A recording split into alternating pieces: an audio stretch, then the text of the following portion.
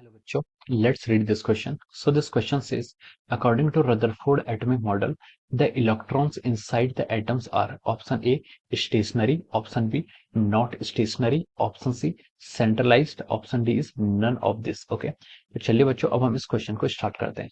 तो देखिए बच्चों इस क्वेश्चन का की कॉन्सेप्ट आप लिख सकते हैं।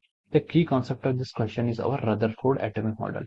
इसका की कॉन्सेप्ट क्या लिख सकते हैं आप? Rutherford atomic model. Rutherford's atomic model is the key concept of this question. Okay, अब देखिए रदरफोर्ड एटॉमिक मॉडल क्या था। रदरफोर्ड ने जो आपका एटॉमिक मॉडल दिया था, आफ्टर दैट जब आपका जे थॉमसन का एटॉमिक मॉडल क्या हो गया था, फेल हो गया था। उसके फेल नहीं हो गया था, मतलब वो अल्फा पार्टिकल के स्कैटरिंग को एक्सप्लेन नहीं कर पाया था।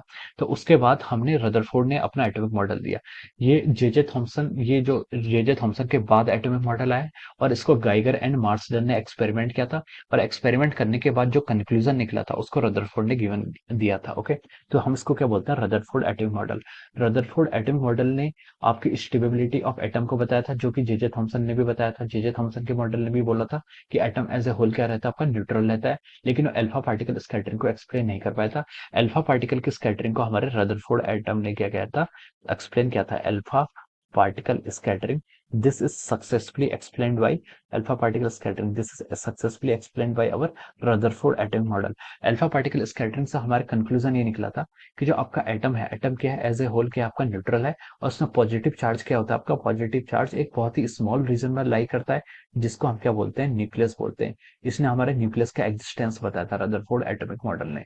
और ये बोला था कि जो एटम एज ए होल तो न्यूट्रल है, तो अगर न्यूक्लियस के अंदर पॉजिटिव चार्ज है तो इसके अंदर इसके बाहर क्या आपका इलेक्ट्रॉन्स क्या करेंगे? न्यूक्लियस, मान लीजिए ये वाला रीजन आपका न्यूक्लियस है, ये आपका एजोल एटम है।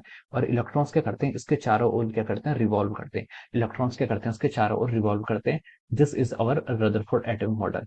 लेकिन देखिए अगर इलेक्ट्रॉन्स रिवॉल्व करेंगे भले ही कांस्टेंट स्पीड से मूव करें, लेकिन आपको पता है सर्कुलर मोशन क्या होता है? Always in accelerated motion. Circular motion आपका ऑलवेज क्या होता है? एक एक्सिलरेटेड मोशन होता है। एक्सिलरेटेड मोशन होता है मतलब इलेक्ट्रॉन्स के पास एक्सिलरेशन है। और हमें पता है from the classical theory of electromagnetism, from the Maxwell classical theory of electromagnetism, अगर कोई भी चार्ज पार्टिकल एक्सिलरेटेड होता है तो वो रेडिएशन को एमिट करता है। कोई भी चार्ज पार्टिकल क्या होता है? एक्सिलरेटेड होता है, तो वो रेडिएशन को एमिट करता है। E is equal to H F, ये यहाँ पर रेडिएशन एमिट करता है। और अगर ये रेडिएशन एमिट करेगा, तो रेडिएशन अगर एमिट करेगा तो इसकी एनर्जी डिक्रीज होती रहनी चाहिए। अगर इसकी एनर्जी डिक्रीज होगी तो इसका जो पाथ है, ये इलेक्ट्रॉन्स क्या होगा? ऐसे मूव करते करते करते फाइनली क्या करेगा? पास आता रहेगा न्यूक्लियस के, और फाइनली आपका क्या हो जाएगा? न्यूक्लियस में क्या हो जाएगा? कोलैप्स हो जाएगा। तो हम बोल सकते हैं कि यहाँ पर से ये जो रदरफोर्ड का एटॉमिक मॉडल है, इसने न्यूट्रलिटी, एटम की न्यूट्रलिटी को तो बता दिया था, लेकिन स्टेबिलिटी को एटम की नहीं बता पाया था। इसके करस्पॉन्डिंग क्या हो रहा था आपका?